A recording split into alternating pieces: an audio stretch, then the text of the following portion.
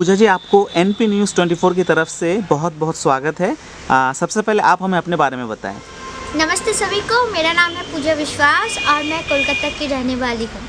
2017 साल में ग्रेजुएशन के बाद मेरी शादी हो गई और मैं चली गई छत्तीसगढ़ दंतेवाड़ा, एक नक्सली एरिया में। और वहाँ पे जाके मैंने अपने हस्बैंड के साथ काम के क्षेत्रों को एक्सप्लोर करना चालू किया। तो काम करते करते मैंने वो एक्सप्लोर किया, फार्मर्स के साथ मिलती रही और विभिन्न प्रकार के लोगों के साथ मिली। तो वहाँ पे मुझे बड़ा इंटरेस्ट जगा और तभी से ही मेरी लाइफ चालू हुई। और काम करते करते एक दिन मेरी अपॉर्चुनिटी आ गई, वहाँ के सीएम डॉक्टर रमन सिंह जी के लिए खाना पकाने का अपॉर्चुनिटी, जो मेरी लाइफ में सबसे पहला और सबसे महत्वपूर्ण काम था। क्योंकि इससे पहले तो ना मैंने कभी चूल्हा चौका किया, ना मुझे खाना पकाने का बहुत एक्सपीरियंस है। नई नई शादी हुई है और एक दिन अचानक से 50 लोगों को खाना पकाना, 50 लोगों के लिए, और वही एफपीओ के सामान के साथ विभिन्न प्रकार के चावल, मिलेट्स। तब पहली बार मुझे मिलेट्स के बारे में पता चला।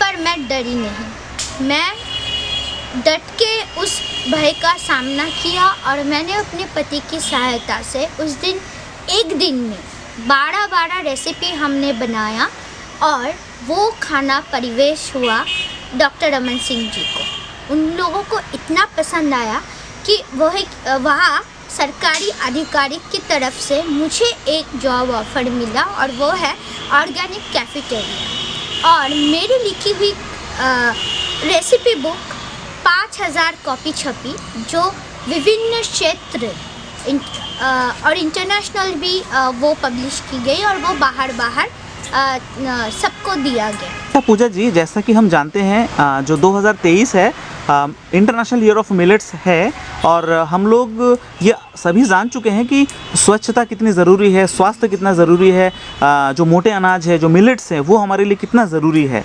तो आपको ये मिलेट्स के बारे में जो अनुभव है खाना पकाने का, वो किस तरह से हुआ? 2017 में मैं जब दंतेवाड़ा में कैफेटेरिया चला रही थी तो मेरे सामने जैसा एक खुशी मिलती है कि आपको नया काम मिला, वैसा भी एक डर भी मिला, एक टास्क मिला।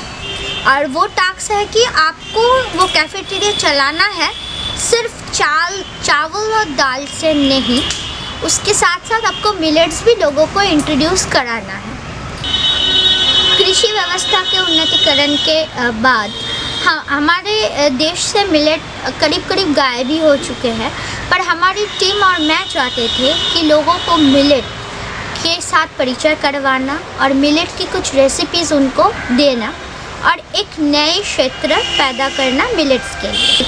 तो तब हमने सोचा कि क्या किया जाए, तो वहीं पे हम ट्रेडिशनल और इंटरनेशनल दोनों को मिक्स कर दिए। रेसिपी वही थी, पर हमने क्या किया, मिलेट्स और रेड राइस को वहीं पे इन्फ्यूज़ कर दिया और वो इतनी अच्छी चली कि 1.5 साल मैंने बिना कोई झंझट किए ऐसी रेसिपीज़ के साथ लोगों को मिलेट का परिचय करवाया और कैफेटेरिया सक्सेसफुली चला। गुजरात में काम करने के दौरान मैंने एक रिसर्च पेपर पढ़ी और मैं हैरान रह गई। द रिसर्च पेपर का नाम था the sweet truth of Gujarat, जहाँ पे डाइजूस हॉस्पिटल मुंबई के, वहाँ पे 5 डॉक्टरों ने मिलके ये रिसर्च किया गुजरात और अहमदाबाद में कि वहाँ पे बच्चों को ये शुगर, अस्थमा की बीमारी क्यों है। तो तब ये रिसर्च में उठ के आया कि 50 में से 14 बच्चे मल न्यूट्रिशन का शिकार है और वहाँ पे 4 बच्चे या तो अर्थराइटिस या तो डायबिटीज़ और या तो अस्थमा के पेशेंट हैं। तो इसका मूल रूप का कारण है कि खान पान और जीवन यापन जो वो करते हैं। तो ये रिसर्च पढ़ के मैं सोचने लगी कि ये सिर्फ गुजरात के सिनेरियो नहीं है, ये पूरे देश हमारे इंडिया के ही सिनेरियो हैं। हालांकि ये उठ के नहीं आते, पर हाँ ये सच में है। तो तब तब मैंने सोचा कि क्या कर सकते हैं। तो मैं रेसिपीज़ बनाती थी यूजुअली, और लोग उसको पसंद भी करते थे। तो उस टाइम एक हादसा हुआ मेरे साथ, और वो हादसा ही मेरी ज़िंदगी को उलट ले गई, और वो है मेरा मिसकैरेज। और जब मैं डॉक्टर के पास गई और डॉक्टर ने मुझे बोला कि आपका मिसकैरेज है, ऑपरेशन करना पड़ेगा। ऑपरेशन के बाद मैं थोड़ी डिप्रेस्ड भी रहने लगी। तो मैंने घर पे रिसर्च करना चालू किया कि आज की डेट पे सिर्फ मेरे ही मिसकैरेज नहीं होते, हर घर में या आए घर में ही 6 महीने का बच्चा, 8 महीने का बच्चा, अभी मिसकैरेजेस आर नॉर्मल। तो ये क्यों है? फिर मैंने रिसर्च किया और फिर ये मुद्दा उठ के आया कि खान पान और लाइफस्टाइल। तो मैं लाइफस्टाइल को तो किसी को चेंज नहीं कर सकती, पर मैं अपना कुछ ये जो नॉलेज है खाना पकाने का, वो नॉलेज के द्वारा मैं कैसे लोगों के पास ये पहुंचा सकती हूँ कि एक अच्छी खान पान कैसे हो सकते हैं। तो मैं अपने प्रेगनेंसी में नॉर्मल खाने के साथ मैं हर डेली, प्रेगनेंसी के बाद भी मैं डेली लाइफ में एक मिलेट्स को रखती ही हूँ। इससे मेरा बाकी का जो न्यूट्रिएंट्स है वो नॉर्मल रहता है, और मैं स्वस्थ फील करती हूँ, न्यूट्रिएंट फील करती हूँ। तो मैंने क्या किया, मैंने धीरे धीरे रेसिपी बनाना चालू किया। तो पहले तो मैं ब्लॉग्स लिखती थी, और फिर धीरे धीरे अमृत अन्ना से जुड़ी।